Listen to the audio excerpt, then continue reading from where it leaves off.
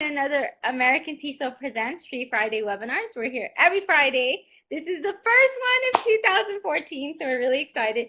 And so I brought a special guest because I wanted to go over the A through Z list of technologies and trends. And there are so many out there. In fact, this has 68 slides. And I knew it would be really boring if I went through 68 slides with you in 30 minutes. So I have my special guest here, which is Duncan Bilingual, or you may know him as Kelly Jake Duncan on Twitter and through his blog. And one of the reasons why I bought Jake is because I'm a teacher trainer, so I go around and I have an open online course right now, and the 30 Goals Challenge, and some other opportunities for you to learn for free online. But I train teachers, and Jake actually has 178 students that he works with. He teaches bilingual education in Texas, and he goes to a lot of the ed camps and conferences. So many of the things that I'm talking about today, he can add a bit more insight. So that's why I asked him to come on today. So I hope so. I hope that I can. Thank you for letting me be on. I appreciate it. And it's good to see everybody. Hey, Peggy. Hey, Tyson. It's good to actually get to be here and be with everybody. This is a lot of fun. I'm looking forward to it. Oh, thank you, Lakita. Oh, it'll be good. It was great meeting you this year. So we're going to go ahead and start. You can always find these recorded. American TESOL, the blog, does a really good job of having these, but if you go to the bit.ly link, you can find everything as well. So I'm going to give you the American TESOL blogger. If you go under the category of webinars, then you can find every single recording. I will be the host for this year. I've been doing this for 2 years, and we have over 100 recordings. You can get a certificate of completion, and you can even go to the bit.ly address. I'm going to go ahead and provide that because that's where you'll find all the recordings and everything. We get them within a couple of days, but the great thing is that you can download the certificate now, and you can go back to the previous ones, and the bit.ly leads to a live binder that has all our topics. It has tons and tons of topics, so you can see what's coming up next. I believe that our next topic, we have some really good ones, I hope. Jonathan Lazarus, who runs the American TESOL site, has given me an idea, some different types of webinars that teachers told him they wanted. So today we're doing technology and trends. So we're not just doing technology, we're also doing trends that may not necessarily involve technology. So we'll talk about those in a bit. But next week we'll be talking about the Teacher's Survival Kit of Productivity Tools and Apps. So that will be really important. It's going to be my tips on how and the tools and stuff that I use so that I save time and I don't go crazy and I'm not on the internet all the time because I need to spend some time with this one and my little Roscoe, my pug.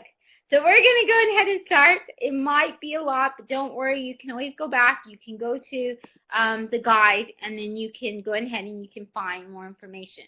Now, with any of these technologies and trends, there's a reason that technology and trends happen, in my opinion.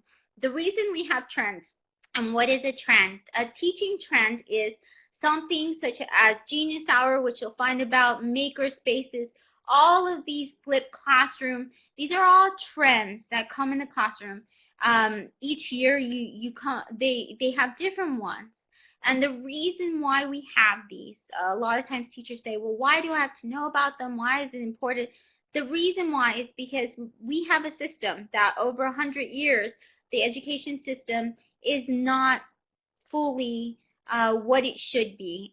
It's not the best system. So because of this, a lot of teachers will find ways to work within this broken system and to really teach students. So these trends are good to know because it's how other teachers, they catch on. They say, well, this is how we're able to do everything. This is how we're able to give great homework. This is how we're able to grade better. This is how we're able to make it more student-centered. So that's why it's important to know about these trends, because it's other teachers, and they've gone a bit viral because other teachers have caught on and said, wow, that's really going to help me in the classroom.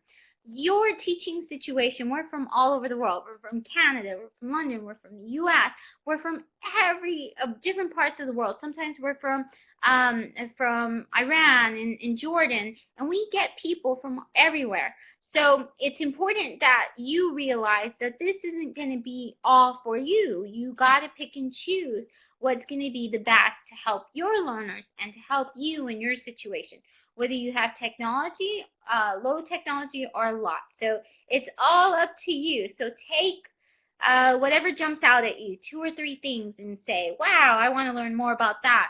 And then you can find more links about it. Some of these terms, like I said before, when I was on Twitter, I remember I just finished my master's, and I thought, wow, I just did this action research project, and it was integrating Web 2.0 tools with language learners. And I got onto Twitter, and I felt like I knew nothing. I felt really stupid. And I had gotten my specialty in instruction technology, and I thought, man, I don't know anything. What is this Sloodle and Moodle and Second Life and virtual reality? And I thought, what is all this PLN? And so I couldn't find, even now, I tried to look for guides on what would be technology and trends, and there was nothing. So that's why I decided to do this particular one and to share with you the different types. And I thought basically like a sort of like a dictionary would work well. So it's a live binder. You'll find it there. I was going to make it more collaborative, but I thought some people might mess up the formatting. Jake thought I should make a Google Doc, but I guess I didn't. So That's my answer for everything. I'll use the Google Doc. So you may be like this, and this is my beautiful model, Ezra, from Turkey, and I always use it for a model on my slides, but I think a lot of times we get like this. We hear Web 1.0, 2.0, and 3.0, and if you're a teacher new to technology, these things might scare you away, but don't let them scare you away. There's a lot of trends, and what the most important thing to know from all of this is that the web is evolving. So you might remember when you first got on the web, and I remember it was about 96, 97, and I started taking my first microcomputer, and I started making my own web page. And what happened was that it was very static. It was just me. I could make little clouds, and I remember it was Shelley's Personal Heaven. It was on a GeoCity site, and it had clouds and smiley faces, and it was really in a cloud sky background. It was very ugly. But I was very excited, and it got me to pass my microcomputers with straight A's. In fact, he thought I was amazing, so that was considered amazing then. But now, the web has evolved so much. You can do really great things, collaborative things, and there's so many new technologies that come up every year. So it's really important that we know what the web can do, because there's a lot of free tools that you can use that really make, and even digital technology. So not even necessarily the web, but even digital and new technologies. There's so much out there. So we're going to talk about a few. So we'll start with A. A is for, well, one of the things is apps. And one of the things I like about apps is a lot of times you may know about this, but there are a few things you probably don't know. You can have it on a mobile device, but you don't have to have a mobile device. There are apps that are on the computer. You have things such as the famous Google Apps for Education, which I love. I think every teacher should know about the Google Apps for Education. I think everybody should know about Google because it saves you so much time. They really have an app for everything. They have an app for grading, and they're free. A lot of these apps are free. One of the great things to know about apps as well, and something that Jake and I have talked about, is that a lot of these apps on mobile devices, once you download them, you don't need the internet to create things. There's so many cool things that you can do, and you don't even need the internet for them. So once you download them as a teacher, if you're in that kind of situation, I've been in that setting, traveling to 26 countries. We don't always have internet connection. So it's good for me to have the apps on there, and then they can do things. Like if I have, for example, sock puppets or something like that, that works without the internet. And there's a lot of things you can do with them. It's really easy to teach with them. The Talking Toms, any of those kind of things. Are there any apps that you particularly like? There are a lot of apps that I particularly like. Yeah, I don't know that I could say any that would specifically relate to, but I do agree. I think that apps are the software of this century that they let you do things whenever you don't have internet access, and I think that that's pretty important as schools are building up the infrastructure to be able to have good Wi-Fi systems that a lot of our districts aren't there yet. So I agree, but there are so many apps. I love apps. There are so many. And that's another thing to point out, that if you have a social network that you work with, Edmodo, if you work with Facebook, or you work with even Google Hangouts or Google Plus, you find apps within there. So under the bookmarks, you'll see we have Facebook apps, and when you have a platform, let's call Facebook a platform, and you use their apps, it gives you the ability to do more with it. So with the Facebook app, for example, you can get people's birthdays. So you might be familiar with the birthday app,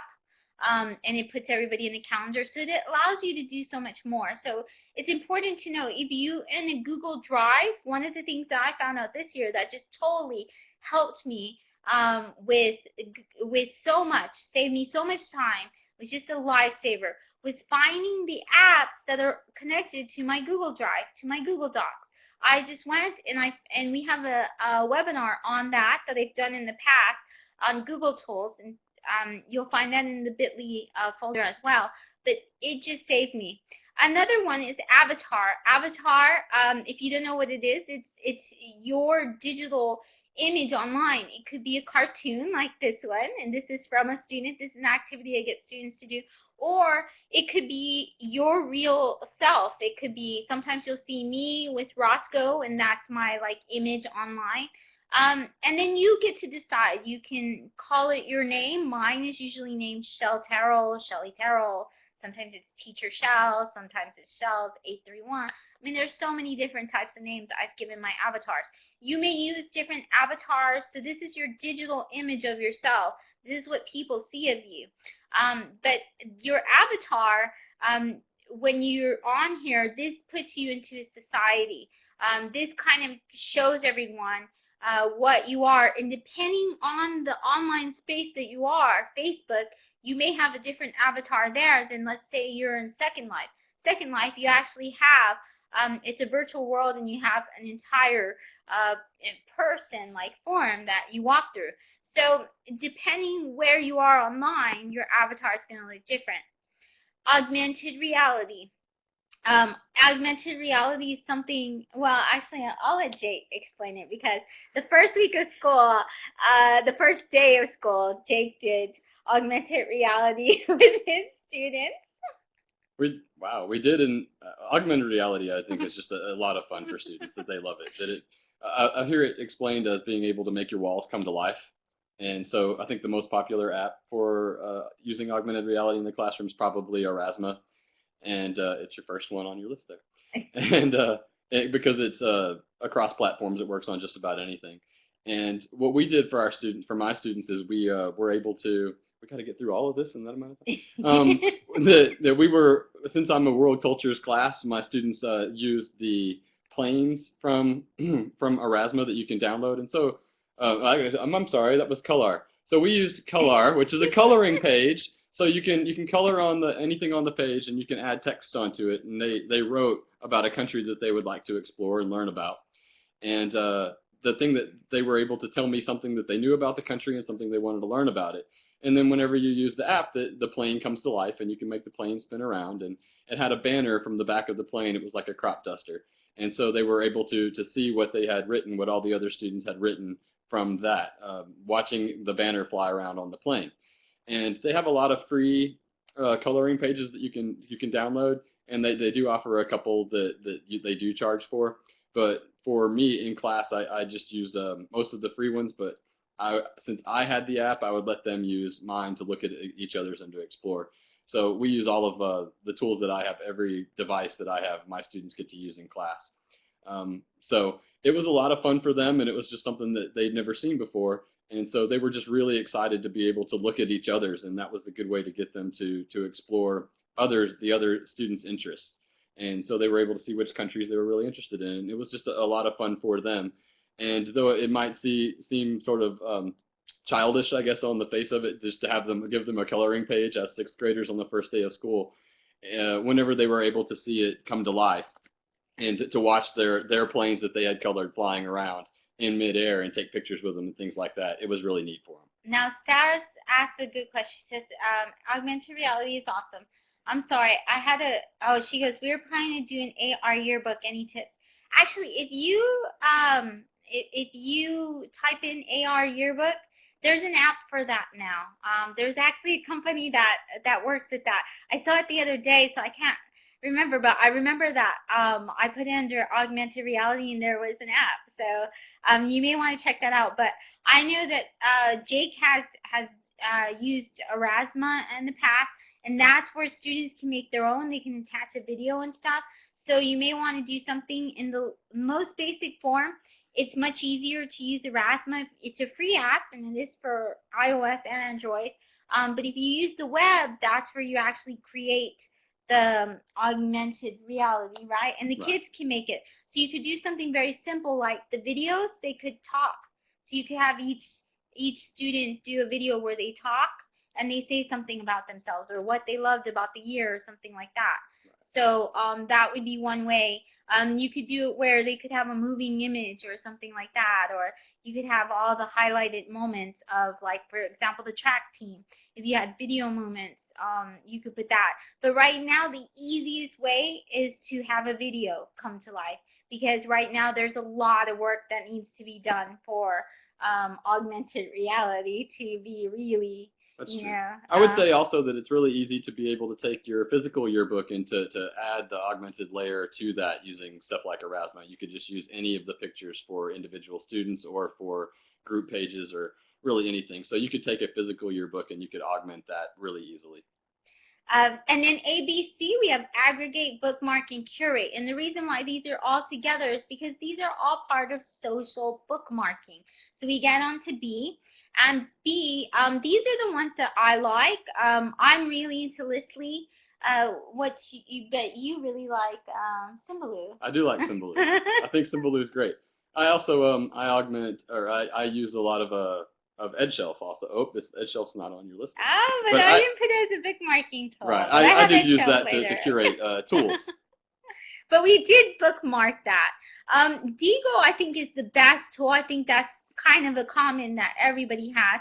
And then from there, okay, so the difference between aggregation, curation, and bookmarking, well, if you think of a museum, a gallery, that's the image that I like, the analogy. And think of your own personal gallery, and you take all these things from the web, and then you post them up as beautiful paintings or artwork, okay? And you want people to come and see it. Well, Digo's not going to be so pretty. But if you go to something like a Symbaloo or a Listly or Pinterest, I know a lot of you know what Pinterest is, then it becomes visually pretty.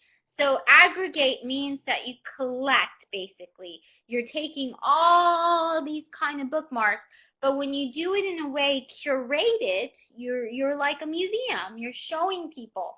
A lot of people like to use Flipboard for this, and other Scoop It, things like that. So it's up to you. It's the way you like to learn things and stuff like that.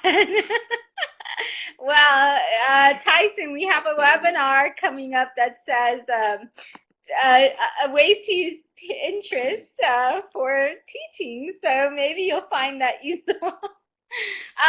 Another one is Bookmarklet. Now, Bookmarklet is something that has been really useful. It's a productivity thing. I'll explain it next week a little bit more.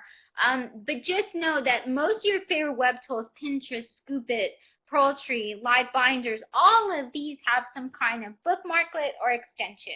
So we'll do that with E in a little bit. And what that means is that you can put them in your browser. They go up here in the bar. This is what it looks like for my Chrome browser. And you can put them up there, and they make things faster. So, for example, I have what's called a Hootlet. It's my Hootsuite bookmark. So when I click on my Bookmarklet for Hootlet, then it lets me just automatically, whatever's on my web page, it allows me to bookmark. You can also have a Bookmarklet on your mobile device. It's usually a JavaScript. You have to follow the directions and do like this. You have to copy and paste it. And you can learn more about it when you go to those tools. We're running a little bit fast right now because we're going to run out of time. Back channel. Back channel is basically when you're running something that that your students or the audience can send messages. They can talk while you're presenting. This is a way, a lot of teachers are doing this because this is, when you lecture, this is a way to make it more interactive and more interesting. You can have students go to, for example, a lot of times people do, what's that meeting one? GoToMeeting or Today's Meet? Today's Meet. A lot of people use Today's Meet for back channel. A lot of people will use Twitter and put a hashtag. You'll see sometimes where there's plenaries or keynotes, and then they'll have their tweets on the side. Some people think it's distracting. Some people think it's rude. Some people don't want to have opinions up there. It's up to you. Sometimes I'll do something like a Linowit instead, where students can go and they can post little sticky notes and they can add resources or information. So with a big back channel, you don't necessarily have to do tools. You can, opinions, you can direct them. You can say, put up resources. When they're watching a movie, it's a great way when they're watching a movie to start adding links and thoughts and things like that. So you can do so much with the back channel. And a lot of different places offer it for free. Badges. This is something new, and this is kind of a trend that is going to be happening, that's going to be something that's permanent. And what it is basically, for teachers especially right now, it's catching on. For gamification in the classroom, a lot of teachers are giving their students, it's sort of like if you're familiar with the Boy Scouts or the Girl Scouts, you get little patches. Well, or for bowling, my dad was a championship bowler, so he got a bunch of these patches. But basically, it's once you do something, you get a badge. A lot of teachers are now using it for professional development. Do you want to say anything else about badges? Oh, I'm a big fan of badges. Edmodo has some great badges, and there are a couple of teachers that you can search for teachers on Edmodo and find badges if you don't want to create your own. But it's pretty easy to be able to create your own there. But there are, like I said, there are a couple of teachers, if you search for badges, that have thousands of badges that you can just copy for yourself to use if you use Edmodo. I think that's just a great way I think it's also fantastic for teachers to encourage teachers to use to become familiar with different tools that I've seen in schools where they've done the Girl Scout or Scout things, so that they had their own. They added their badges to it as they got professional development or as they showed their knowledge using certain web tools or using ideas that the district wants them to do. So I've also seen it with clouds, that you have a cloud outside a teacher's classroom, and then they add anytime that they're into something new or they're trying to show off what their students are working with. That I think that's a great way too. But I love badges, and I think that that's a fantastic way to show your knowledge and to share what you do know. And you can have your students design the badges. There's a lot of the most famous one is the classroom badges. Class badges. Classbadges.com. One of the things that I love to do right now, that I work with traveling so much, I take over classes actually. So I teach a lot of teachers' classes, and we use bring your own technology, bring your own tools. Sometimes it's called bring your own devices. There are different devices. Bring your own devices usually means it's going to be mobile. It doesn't have to be. Bring your own technology and tools can be their laptops. It can be a digital camera. Basically, you work with whatever tools your students bring in. And we're used to this as teachers. With the lack of resources, we often get students to use their pencils, erasers, pens, but now we include the technology with that. So if they have, for example, a mobile device, some of them might have an iPad, some of them might have an Android. And so this is a movement that a lot of schools are using so they can bring technology to the classroom. Because a lot of times now with cell phones and mobile devices, our students have those devices in their homes. I mean, most of the population around the world. I even worked with refugees in Athens. I lived in Athens for a while, taught refugees English, and all of them except one in the classroom had a cell phone, because now these things are considered staples. We want to communicate, and so a lot of times we can have their students learn with their devices and tools. And the great thing about it is when they take it home, they still see it as a learning tool, so they can do more with it than just update their Facebook status and these kind of things. So there's a lot to learn about it. Like I said, we're just giving an overview of these things. Now, I'm going to let Jake talk about these because he uses these and he loves them. I do. These are my favorite. These are two of my favorite things in the world right now. I love my Chromebook. I have the older Samsung one, and they're coming out. They're so cheap. I just love Chromebooks. They have the one that's now $300, about $300, probably less than that already. That has the touch screen on it, so it's not the Pixel, the high end Chromebook, but Chromebooks are just they're fantastic for education and a fantastic not alternative necessarily to iPads for districts, but they're a cheaper way to go. And I think that it's something that many districts are considering for purchase for one-to-one environments for their students. My Chromecast is just it's cheaper than an Apple TV, and it's able to do more and more. They're $35. They were $35 from the first day. People who might not know what Chromecast is, what that might be. It's I guess it's Chrome Google's version of what an Apple TV does that lets you extend your screen to a second monitor, whether it be a projector or a television at home. So if you want to watch whatever you've got on your phone at home, then you're able to mirror that to a second device, some sort of second screen. And so usually you're trying to just make things larger to project whatever is on your iPad or your mobile device onto a projector in class is great for me. And then the same as an Apple TV, you can have students share it, or you could sort of lock it down so that they can't do that they can't access yours and start showing whatever they happen to have on their screen. So you can, I've heard it said before that people were worried that students are going to take over and show things to everyone that they shouldn't necessarily have on their screen anyway. But I think that you're able to protect that from happening, and it's just so much cheaper than using an Apple TV. My district actually doesn't let us do that. They block the port to keep us from doing that. So I still have to plug in. But if you have access to that and you can do it, and you don't need to just plug in some sort of extension or a dongle. I didn't want to say dongle. But if you don't want to plug in a dongle to your device to show on a second screen, then it's a great alternative. And so there's a lot of things that I see a lot of people here that are very tech savvy, like Joe and Techie Turner and stuff. So if you have access and sites and links, you should be happy to share them, because we're more than happy to collect bookmarks and more information on any of these. So feel free to share your resources. So we have cloud computing, and we have Creative Commons with this picture. So cloud computing, if you imagine that there's this cloud, and we say it's a virtual pretend cloud, so imagine. Now a lot of different technologies, a lot of apps, A's for apps, that you use will allow you to store.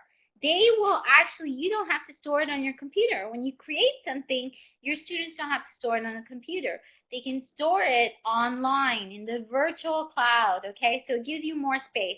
So when you create things, it's a lot different than what it used to be in the past. In the past, if you created something, if you think of a book, or your students create a poster, like a Glockster or something like that, an interactive poster, or if they create a video, then that takes a lot of memory. And so if you store all of that on your computer, that might take so much. But now there's a lot of free memory places. Dropbox, Google Drive, all of that offers. Flickr offers a terabyte of information. That's just so much. So you can do a lot. You can create a lot of things in the cloud. So we call that cloud computing. It's where you can have storage, and it's on the computer. Well, it's on the internet. It's in the World Wide Web. It's in that space. Creative Commons is really important to know how we cite sources. So you can go to the Creative Commons site, and you can find out how a lot of people say you can cite. You can use their music, you can use their sounds, you can use their artwork, you can use their pictures, photos, so many videos. You can use that, and you can remix it. We'll talk about remixing at R, but this is one way. The Creative Commons is a license. It tells you how to use their work.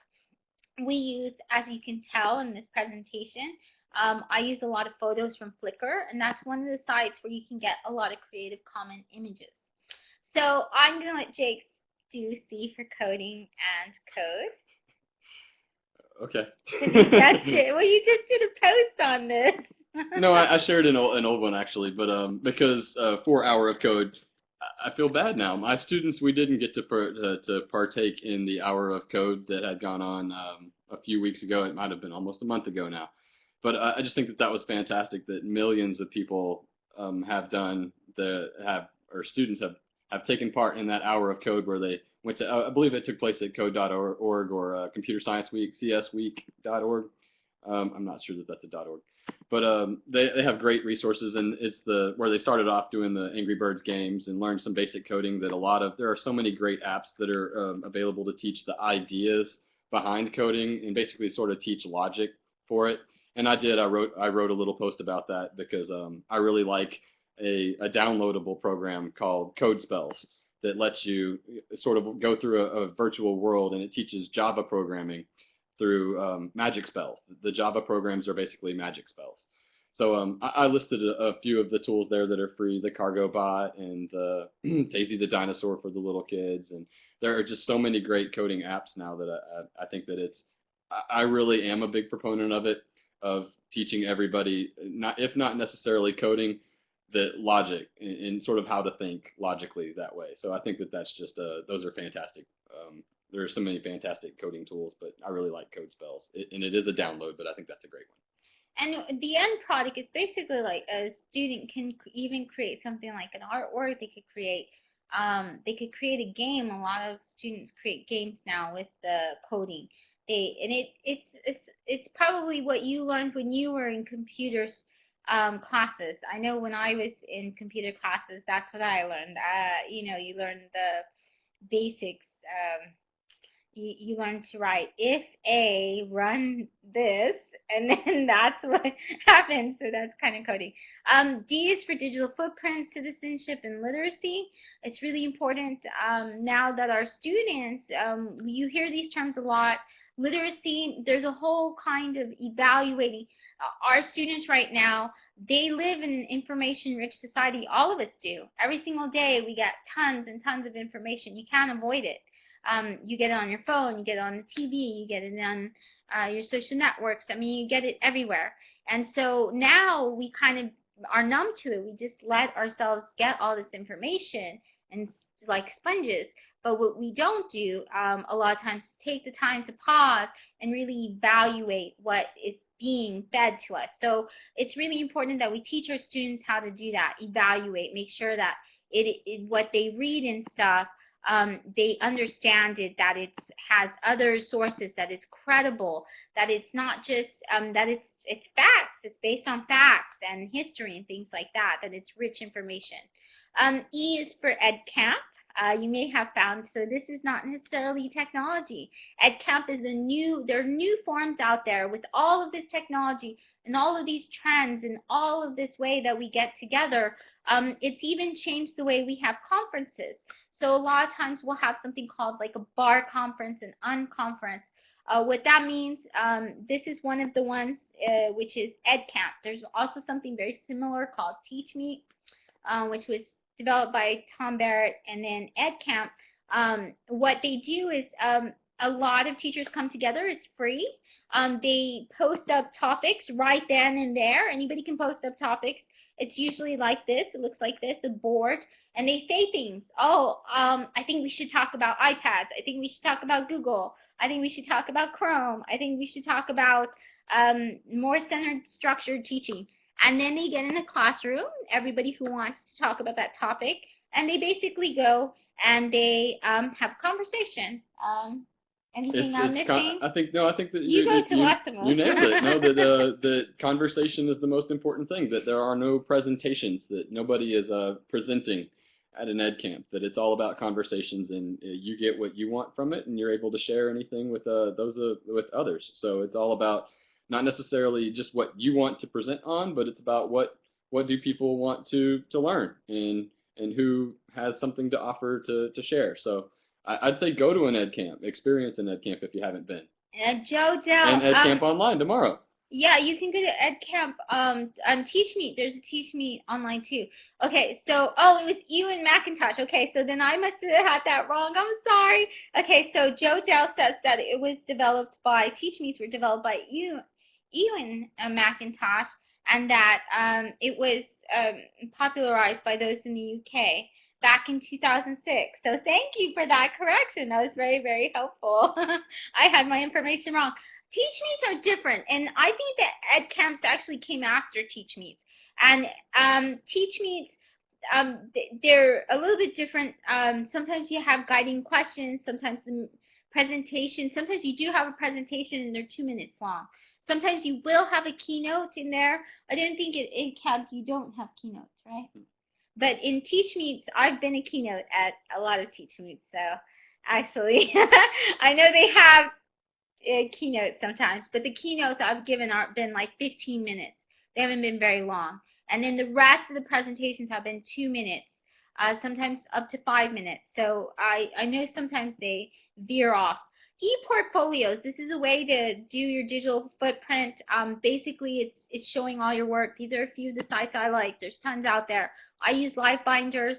You can find my Live Binder and you'll see there's Visual CV, there's flavors.me, there's about.me. There's so many different places where you can, and it's very good that you put it makes you, and right now a lot of teachers are getting fired and stuff like that, or they have to go to different districts, or they want to change because their jobs have not been what they want and things like that.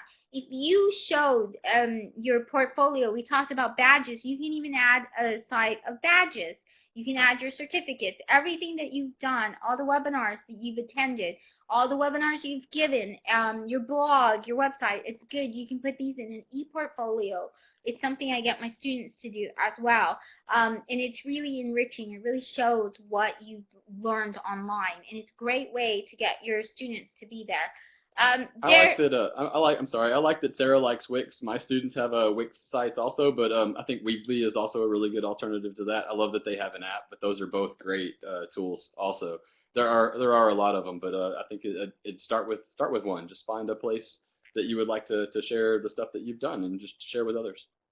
So now we have extension. We talked about Bookmarklet. Extension, if you go to your web browser and you usually go under Window, you can find extension. Sometimes it's under the File Start.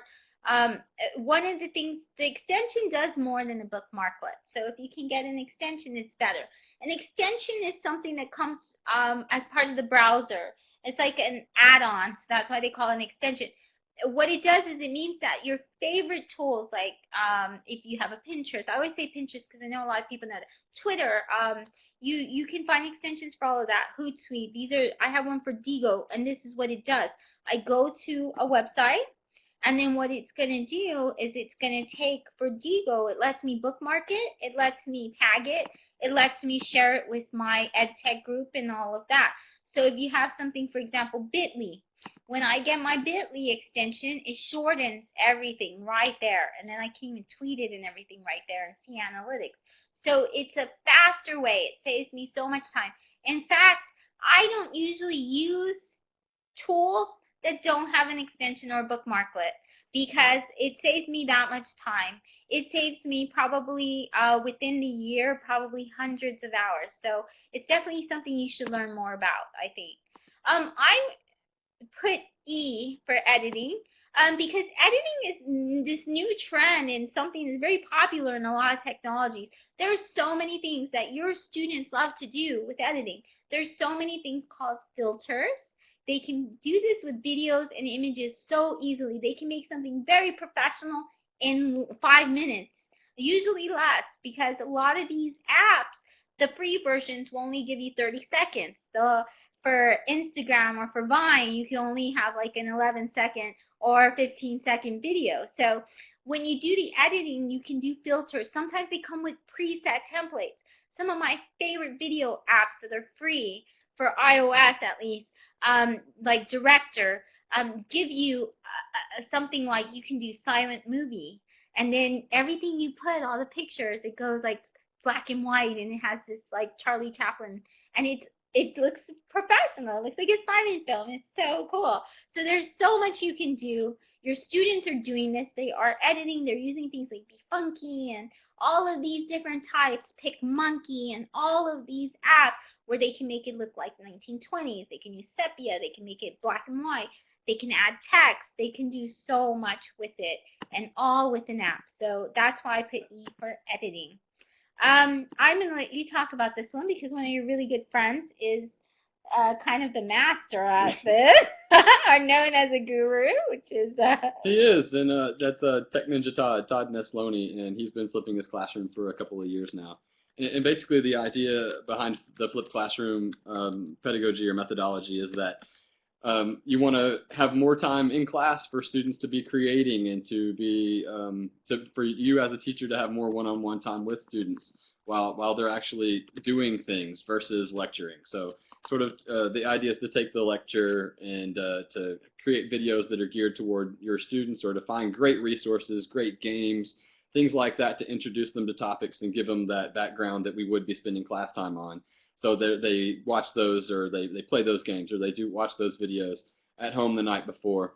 And then whenever they come into class, they have a little bit of that knowledge, and you're able to expound on that as a teacher, and you're able to sort of find out what level each individual student is and where they need to go from there. So I think that the flipped classroom is it's a great way to be able to have more class time so that you can work with your students rather than any whole group, than spending that class time on whole group instruction. Now, I'm going to let Jake talk about this too, because it's a game-based learning and gamification. And this year I learned that these terms are different, so you may not know that. Game-based learning is basically when you play, when your students learn by playing games in the classroom. So if you've ever had them learn with games, even once or twice, then you've had game-based learning. But gamification is different. Gamification is where you actually make the way that you teach represent a game world.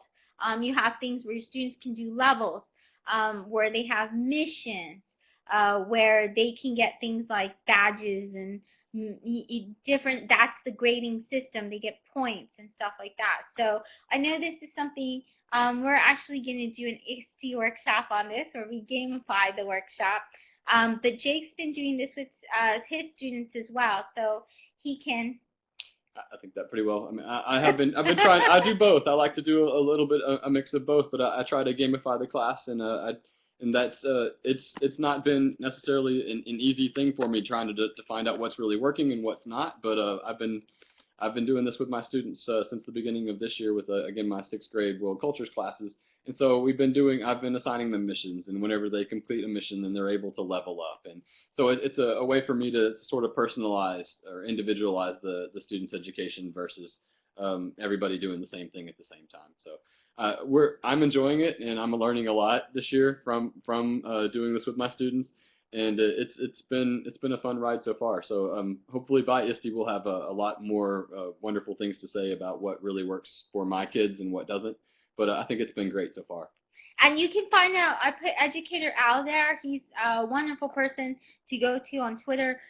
He has so many great things and templates if you want to look into gamification. And he did for RSCon a webinar like this about it to walk you through it. Genius Hour, it's a new trend that's been there for the past. And basically what it is, it's based on Google's 20% time. So they give their workers 20% time where they get to come up with their own projects, pursue their own passions. This is translated in the classroom. So what teachers have done is they take an hour, usually is what it is, or class time every, I guess, every week. Yeah, it's Fridays for a lot of the teachers that I know, that they try to let them do it on Friday. Chris Kessler is a good, he's been doing a Genius Hour in his class for this is his 2nd year that he's done it. So he's in Texas, in Houston area, and he's been doing it basically every Friday, that he gives the students that time to do that. And a whole bunch of teachers are doing this. You can look up Genius Hour and find the wiki, but we've also bookmarked it as well on that site.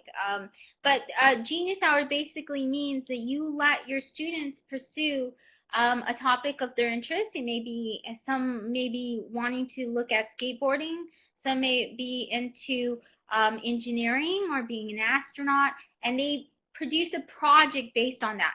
One of my favorite sites, we're gonna bookmark it, is this I think it's a Weebly or Wix, and the great thing is he has a KWL format. He does.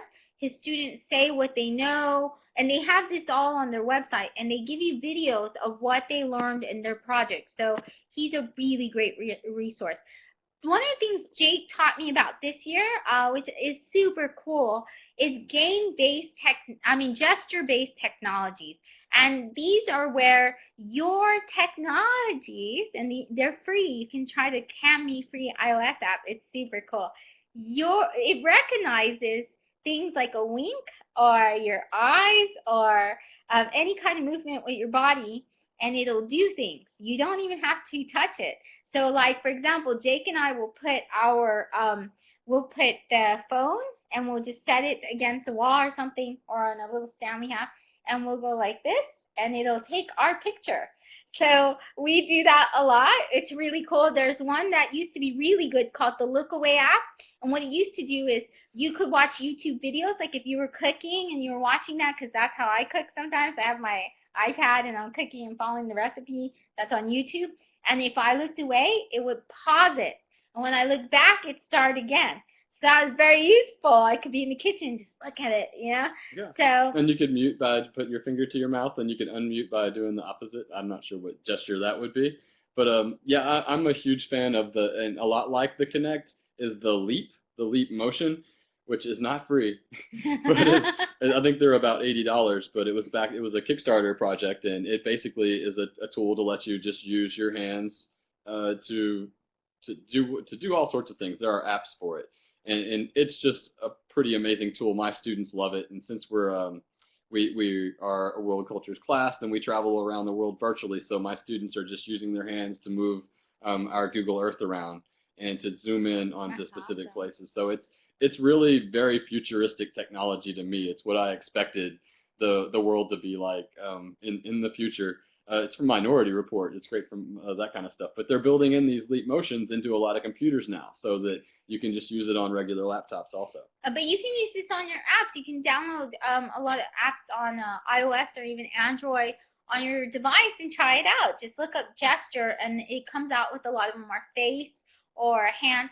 One of the great things about gesture-based, and that we see this as a future trend, is assisted technologies. That's something that comes out. But that's where you have students who maybe are paraplegic and things like that, or who have disabilities, and gesture-based is much easier for them. They can still take pictures and things like that, and they can move around, and they can use these technologies in great ways.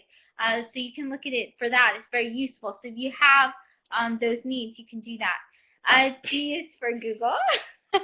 You're going to regret having me on here. The one other one for gesture-based is the Mayo band that I think you're going to end up, if you go to some conferences this year, that you're going to see presenters that have this band on their arm, and instead of them even holding their phone to move a slide to the next slide, they'll just be able to move their arm. And I think that's something that it's coming out soon. It'll be released early this year. But Why didn't you tell me that? I well, you can play with mine whenever it comes in February. But that's another one that I think is going to be great for accessibility for students that have limited mobility and things like that. It'll be a great way for them to not just present, but to do lots of fun things. So, are you regretting having me on yet? Yeah. We're on G's. G's for Google. Okay, so we're gonna try and get a little bit faster, Jake. Google. The reason I put this is because Google has come out with so many cool things in the past. In fact, this past week they came out with new things for spreadsheets, but they do everything: spreadsheets, presentations, docs. But they have scripts, apps, templates, and document creation tools, and you should look at all of them, including the apps and scripts. There are things like Flubaroo, and there's things like Gubrick, things like that are really helpful for teachers. They're phenomenally great. They save you so much time. They give you tons of incredible things you could never imagine. For example, I've been able to use it in my open online classes, courses. to grade 1,000 students in one gesture. I mean, it's really saved me tons of time. So please look at those. There's so many different things. They have all apps for everything. They have maps and so many cool things. So Google is something definitely you want to learn this year. Everything it has to offer. H is for hashtag. One of the things that I've been credited for is creating, co-founding, and inventing the EdChat hashtag. And when I was using did this 4 years ago, we didn't really have that many educational chats, but now we have over like 400 that was created because of EdChat. So I'm very proud of that. We won a BAMI this year, so I'm very proud of my BAMI. And Tom Whitby and Stephen Anderson, who are my collaborators and co-founded with me, so I'm very excited. A hashtag, though, has grown. Hashtag is no longer from Twitter. It was kind of birthed from Twitter, and now it's grown. They just got it this year from Facebook. They have it on Google Plus, so you can find hashtags, even in LinkedIn. They have them on LinkedIn, so they have them everywhere now. It's good to know what a hashtag is. And one of the best resources, if you go to Cybraryman, he has all these educational hashtags. A hashtag is where I would start to build a personal learning network, a PLN. This is where you can find, if you want to do Genius Hours, 7th graders teaching, I don't know, math, science, anything. There's hashtag for it. I think Tyson has a hashtag that he created, a hashtag chat, so he can put that BAP chat. Hangouts on Air. This is I think a better Skype. It does much better than Skype. What you do is you can have video conferences with people all over. We do this all the time. Jake, you do something called a mystery hangout. We do. Right? Yeah, we've done a couple of mystery hangouts with my students this year. Again, I think that's just great for my students for math skills and for higher level thinking. That it gets them really thinking. Where basically you have mystery Skypes. You could probably find the hashtag for mystery Skypes on Twitter and find some going on or people looking to do them right now. But mystery hangout sort of takes that just to the next level in a way. And I think that it's mystery hangouts are just a great way to be able to get your students collaborating with other classes. But you just find two classrooms and you get the students together and they basically question each other until they're able to find out exactly where, or you can decide how you'd like to do it, but where the other class is located in the world. So they could start off asking a question like, are you located in the United States? And that might be a bit of a specific one, or are you located in the Northern Hemisphere? But hopefully they'll try to figure out really good questions so that it will be able to eliminate as many possibilities as possible. And it's just been a lot of fun for my students. They love doing it, and they make use of every resource available in the classroom. They'll find the atlases if they can't get to a computer, and they'll use everything that they possibly can within the class, and it's just a great way to get them to do that and to that higher order thing. The great thing about Hangouts is you can have up to 10. They've amplified it, so now you can even have like questions. They can ask questions. You can do apps. You can meme yourself. You can add cool costumes and things like that. And the other thing is it can be broadcast and they can see it live, but it'll, as soon as you finish recording it, it's automatically in your YouTube. So that's one of the great things about it. The next one is HTML5. HTML5 is something really important because a lot of different types of, when you're deciding which technologies to use, HTML5, if it says that it does that, then that's something you want to use because that means that your students who have flash-based technologies or devices and stuff will be able to use things. HTML5 is shown in many different devices. It's all around, so it's something good to use. Something like Lucidchart uses HTML5. That means you can use it in pretty much all devices. So if you're working with BYOT or anything like that, your students are going to have access to that. So that's why it's important. It saves you time because certain things, like you may use something like something flash-based, and then it's not going to work on your iPad so well, or you're going to have to find browsers or do all this or find an app to get it. So HTML5 look for. Infographics. Infographics are something that teachers are teaching with now that are really fantastic tools. It's one of the things I love. In fact, we did an American TESOL webinar. You can look through the archive on how to teach with infographics. My favorite is pictochart.com. It's the easiest one, I think, to use with students. Basically, it's visual data. You can use a picture chart to show your students something like math concepts or difficult concepts to learn, English grammar, all of these things they may not find interesting. If they look at or even create, which is better, their own infographics, then they can find this subject more interesting. They can see it in a way that matches the cognitive way that we think. iDevices. Now there's all kinds of iDevices. You have iPods, iPhones, iPads, and even iPad minis. I just got mine recently. It was my gift to myself. I love this thing. It's my birthday gift. And so it's good to know what kind of iDevices are out there, what they have to offer. It wasn't very expensive considering to an infographic. I mean, an iPad. My iPad was very expensive, about, I don't know, $900 to $1,000. But my iPad mini was only $300. So that was really great for me. Interactive fiction. So this is something that you can do online. It's text-based a lot of times, but there are places where you can go for quests, and the students can make it. They can have videos, they can have pictures. What it is it's sort of like a choose-your-own-adventure story in a way. That it's collaborative storytelling. What it is that your students create these kind of stories, or there's even stories already on there, like they have Hitchhiker's Guide. And the way to read through it is you have to complete the text. They ask you text, and then you complete it. Sometimes I find it very tedious, but it's important. I'm going to let Jake do this one because this is what he got for Jay.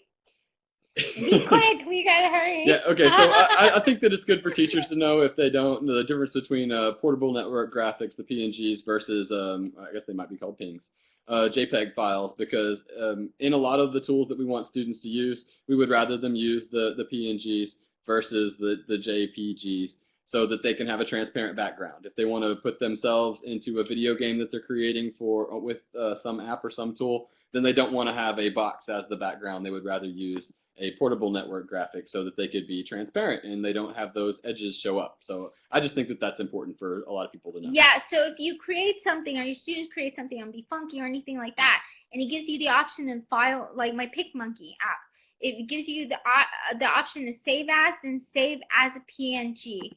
And that's a cool trick that Jake taught me. I didn't know before. K is for Kindle Fire.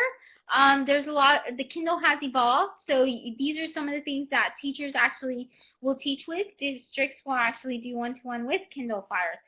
They're not very expensive. I think they're about $200 now. You can play games, read books. I mean, it almost is like an iPad in a way. But, I mean, it's getting there. And you can sideload Android apps to it, so that you're not limited to just apps through the Amazon App Store, that you can add Android apps to it also. Learning management system, an LMS. So the most famous one right now for schools, I think, is edmodo.com. That's one of the free ones. One of the most free, I should say that, because there's a lot of paid ones like Blackboard and things like that that you pay for. But learning management system, this is basically a place where your students can go. It's private usually. It's a little bit safer. They offer so many tools, like you can grade from it. You can have assignments given. You can use status updates and stuff. Edmodo, there's so much to do with it. And it's a way for teachers to manage everything. So a lot of schools now are going for Edmodo because it's free.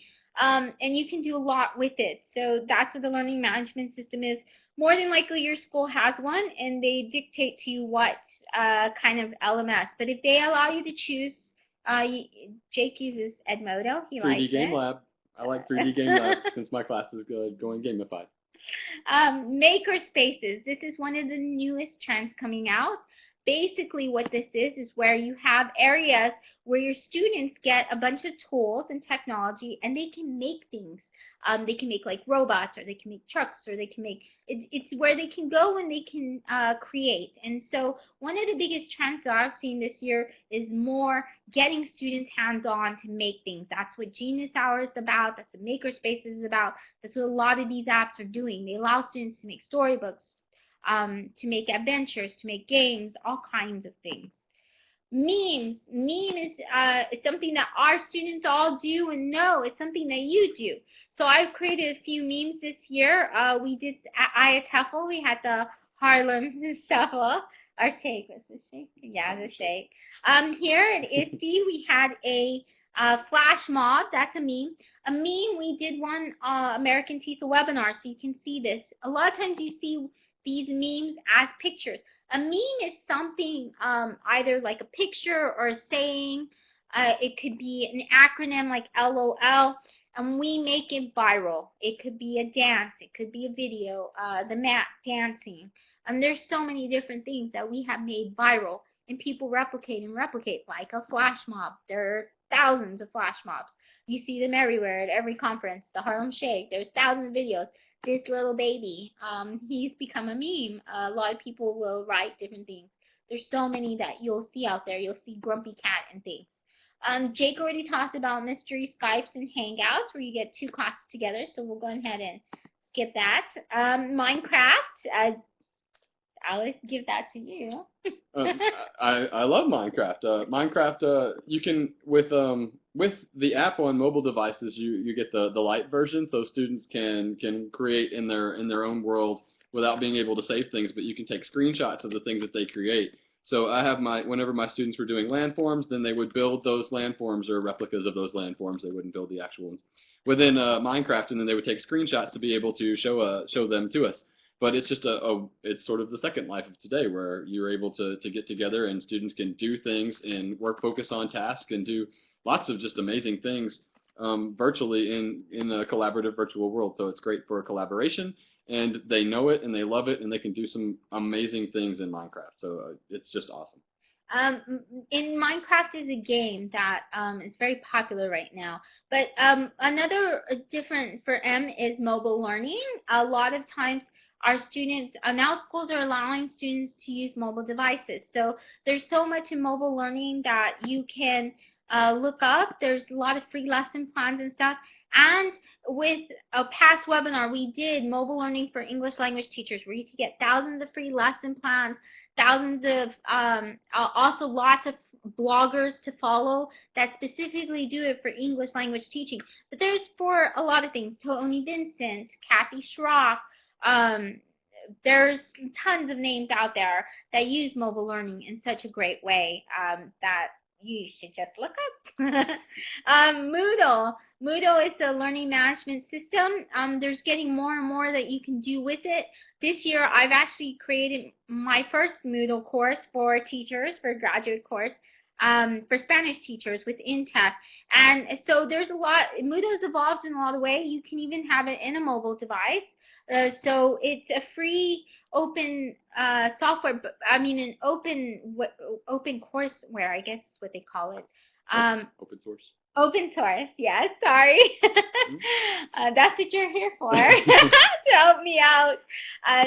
So that's an alternative for a learning management system as well. You can actually hold courses on that. Massive open online courses. You may have seen MOOC and SMOOC, small open online course, or OOC, open online course. I recently just taught in my first one in December, which was ELT techniques. These are free courses online. They usually have about 2,000 to 10,000 to 40,000 students. You might say, wow, that's quite overwhelming. As a teacher, yes, it can be. It's hard to kind of go through all these things. But we have one that we're hopefully coming up. You can create your own textbook in 5 weeks, and I will put up the link to that. You can start registering now, but we officially start January the 13th. So you learn with 15 authors, teachers, ebook creators. There it is. You can go to ebo.pbworks.com. Scroll down and you can see our pre-tac before we start. So it's just where teachers gather and then you learn together.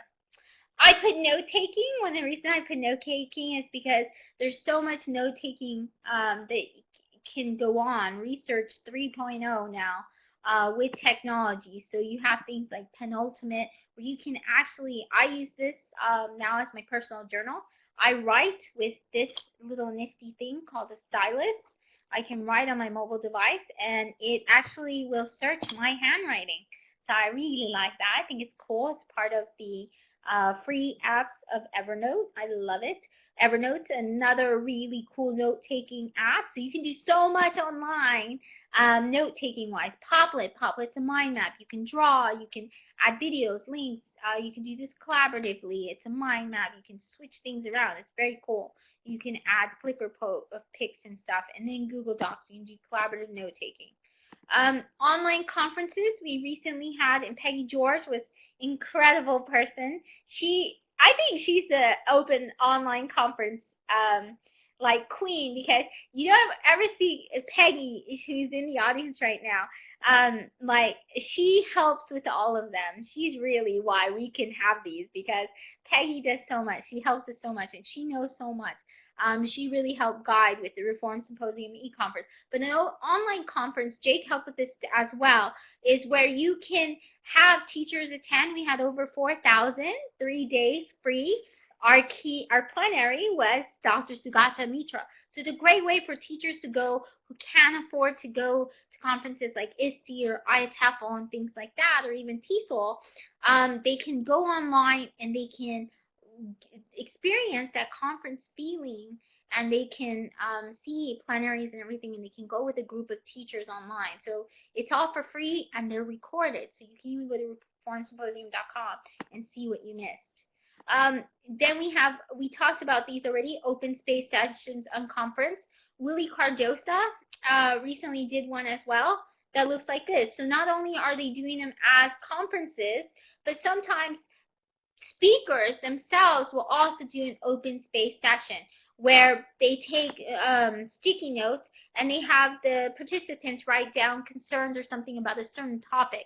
Like Willie did his on professional development, and then you can do things from there. Well, classroom management, open online conferences, different things, whatever you want. And then you discuss them. You get in groups, you separate, you say, oh, I want to go with this group, or oh, I want to talk about this.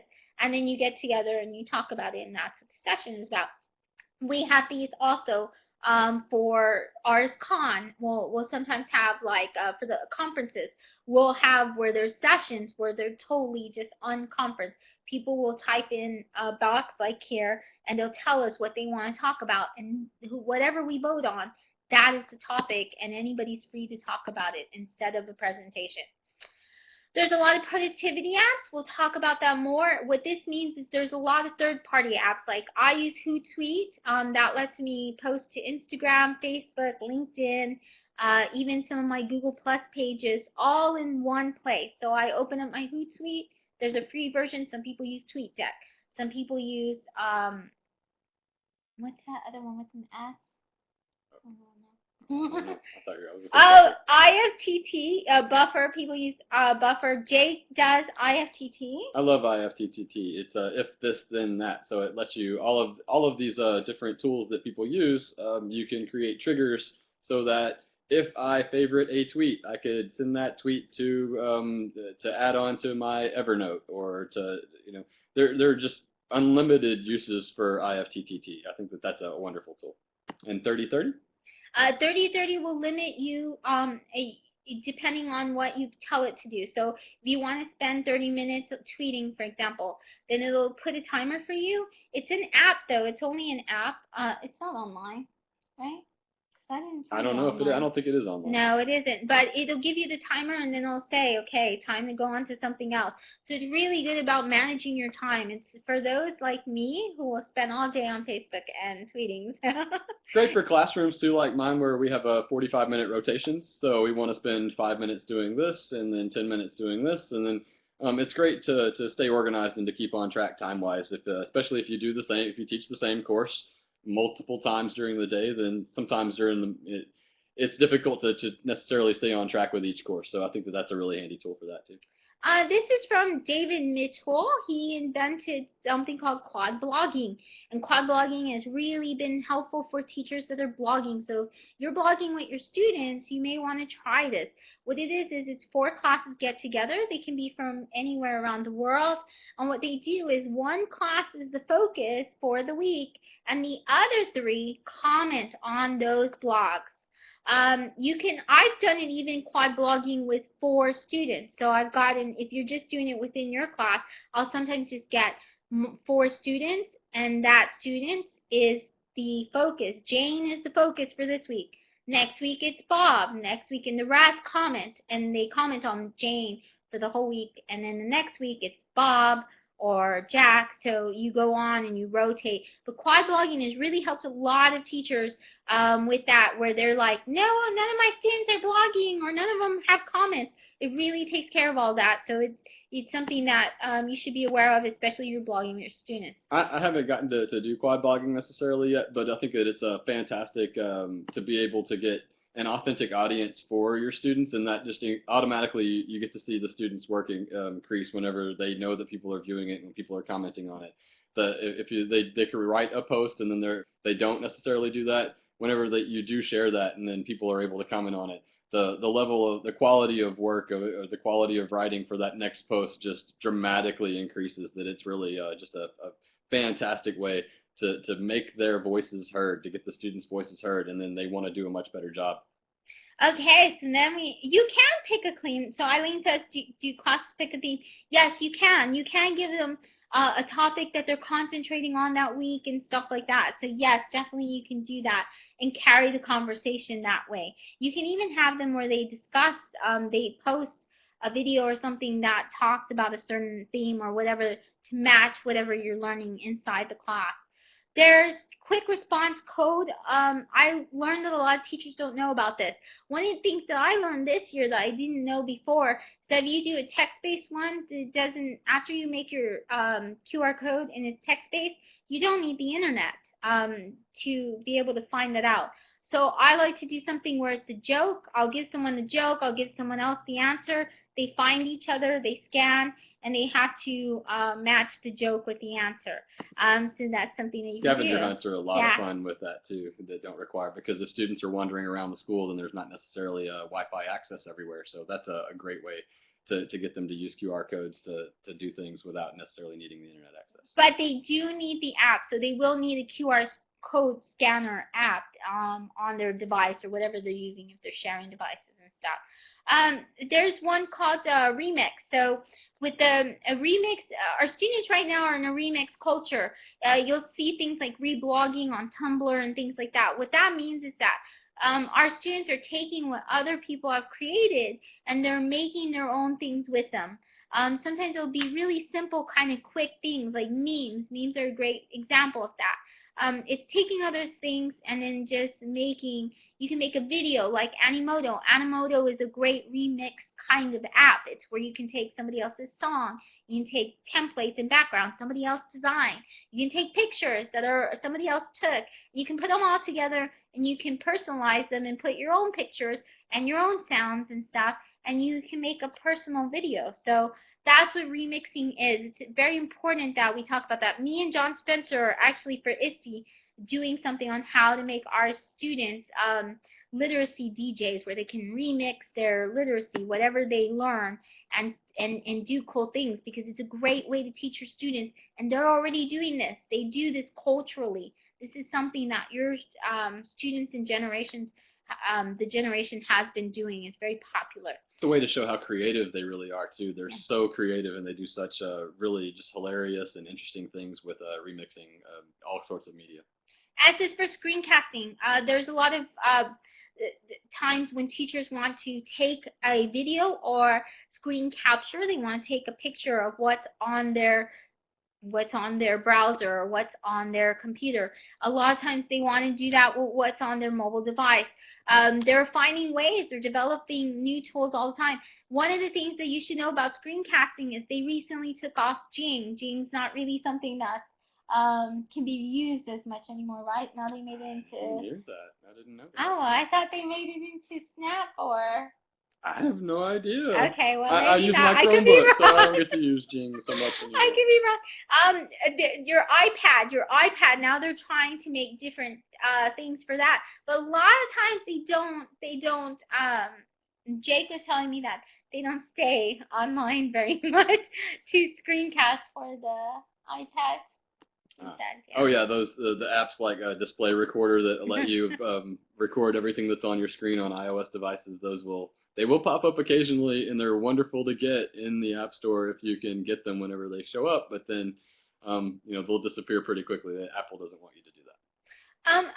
A very important or a lesson that a lot of teachers are doing with their students now, or activity, or scavenger hunts. And Jake was talking about scavenger hunts with QR codes, which Russell Tarr has a great tool called the Treasure Hunt QR code. Makes it very easy to make one.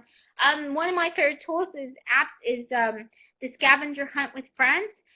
They have missions that your students complete, and they do it with pictures. So it might say, find a colorful sunset, or I think it's really great for language learners because you can really get them to visualize and conceptualize what they are learning. You can do this in math, find a geometry shape, find fractions, different things, the quadratic formula in your real life. So scavenger hunts are really great to connect for real world learning.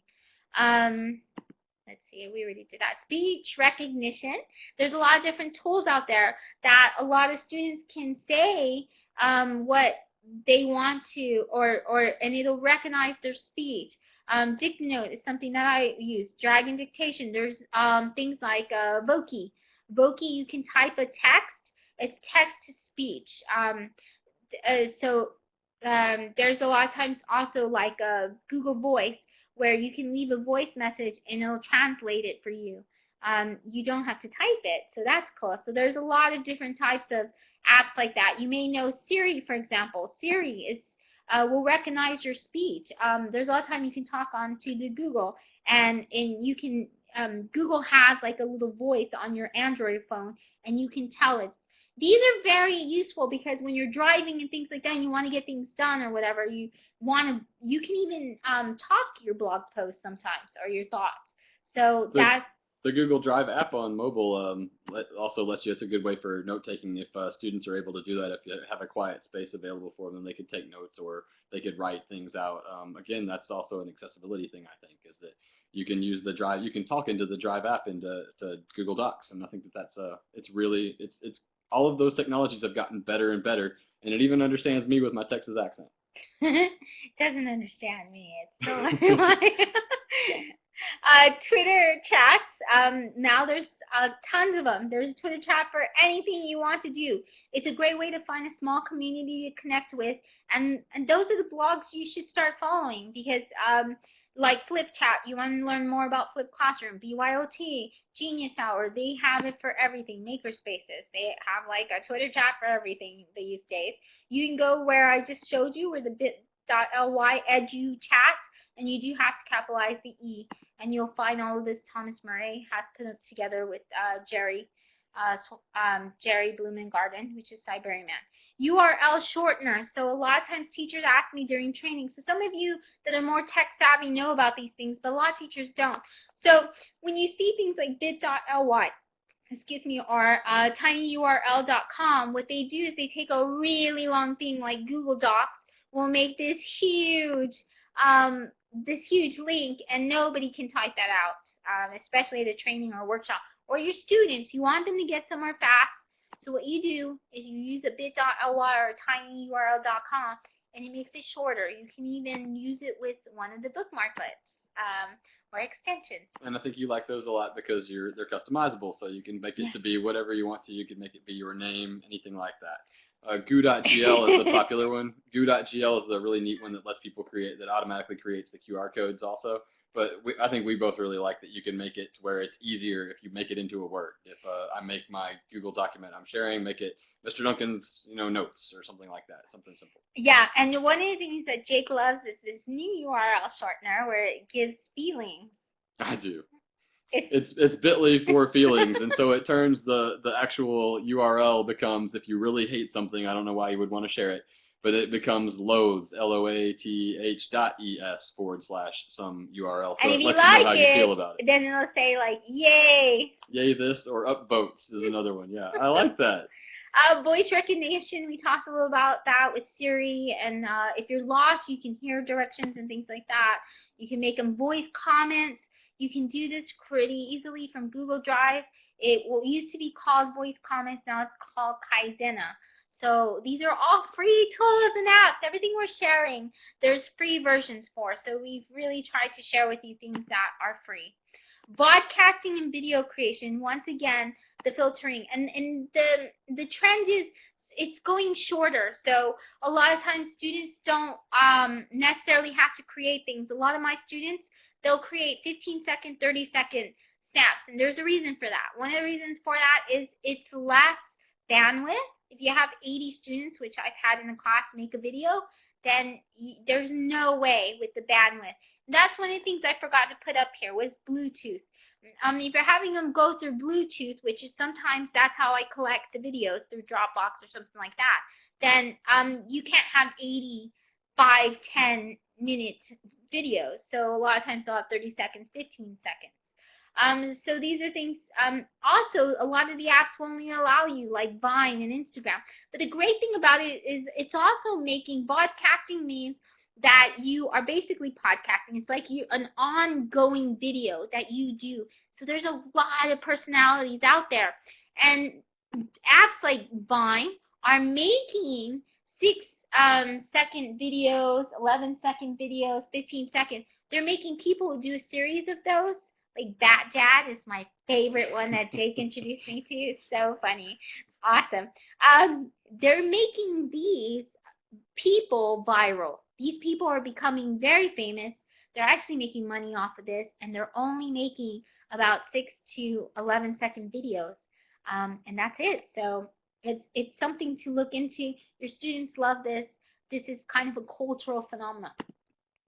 Walkthroughs. Walkthroughs are something that you use when you're teaching with a game. You can have your students do this where you take snapshots of it, screen captures, that's for screen captures, and then you put different tasks that they can accomplish. You can go to bit.ly 1 to 12 13 EPM. Anyway, you can look up walkthroughs and you can see how teachers using it to teach game-based learning. I got photobombed. I didn't put P for photobomb. Man, awesome. I should have put P for photobomb. Paul Nagel is photobombing me there.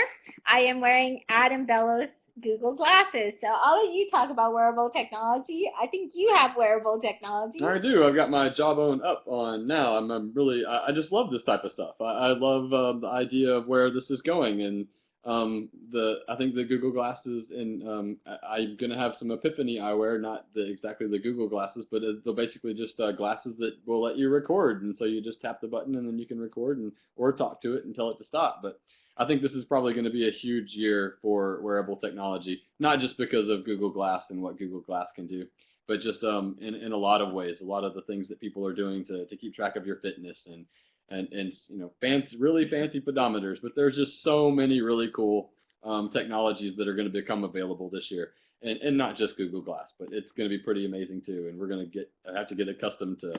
I think as teachers, because one of the things I think that we really need to think of about this is that you can be recorded at any time. And we've had that for the past couple of years, but just something to keep in mind is that at any time, anything that you do could be being watched or being recorded, and that could end up on YouTube and go viral the next day. So just something to keep in mind as a teacher, to be alert and to know what's going on in your classroom, not just for your sake, but for other students' sake as well. And then there's W for webinars, and that's really what we're doing here. So you kind of, if you're here, then you're in a webinar. But you can take these on the go. You can take these on the go. So like here, you can access it from your app. Now you can do that with Blackboard as well. You can even access it from your iPad. You can present. Sometimes I have presented at airports and stuff with the Adobe Connect app. So there's a lot of things you can do with webinars these days. YouTuber. Why is for YouTuber? That's another thing about the personalities.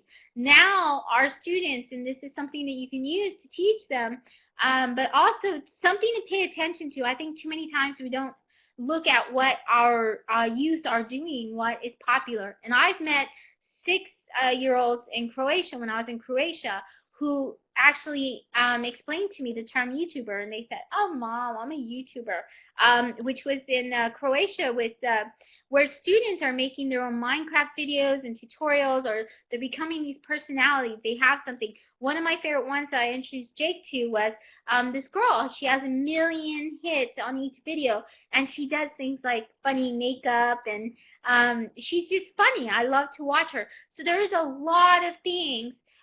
Joe asked, can you present with the Adobe app or just watch? You can do both, actually. So you can present with the Adobe app and watch, which is really awesome.